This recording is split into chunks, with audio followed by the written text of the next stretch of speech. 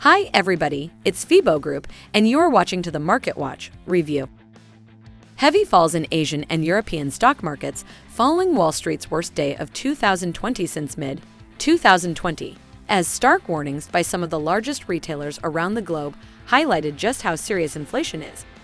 The MSCI broadest index for Asia-Pacific shares, excluding Japan, saw 4 days of gains before it plummeted 1.8%.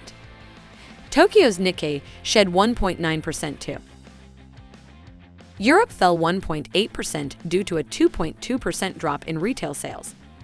On Wednesday, the S&P 500 lost 4%, while the Nasdaq fell almost 5%. After a 0.55% overnight jump that ended a 3-day losing streak.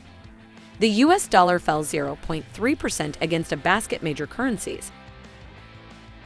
U.S. crude oil dropped to $108.78 per barrel, while gold, which has fallen more than 12% since March, climbed to $1,822 an ounce. Asian Pacific market. Japan's exports saw double-digit growth for the third consecutive month in April. However, rising global commodity prices inflated Japan's import bill to an all-time high, increasing concerns about the rising cost to live. USD JPY fell to its lowest level since May 12, breaking the bottom of the week's range. Australia's unemployment rate was at its lowest point in nearly 50 years in April. This was due to more full-time employees being hired by firms. This tightening of the labor market will increase pressure for higher interest rates. The resistance at $0.7050 was slightly lower than the Australian dollar. Market of Euro. Investors priced in the possibility of a rapid tightening by the European Central Bank. The euro rose Thursday. Currently, money markets price in around 105 basis point ECB rate increases from 95 basis points on Tuesday.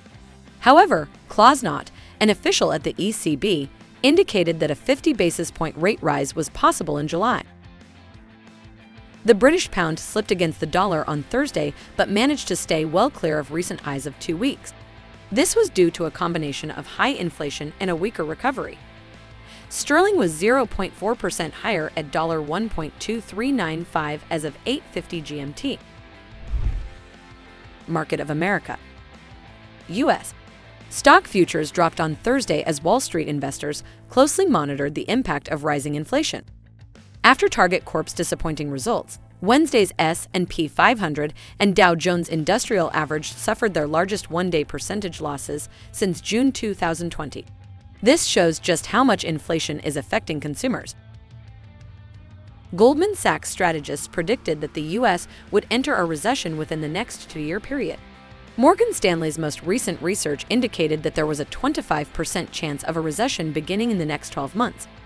The Wall Street Sphere Gauge, VIX or Volatility Index, as it is also known, rose to 32.72 point, its highest level since May 12.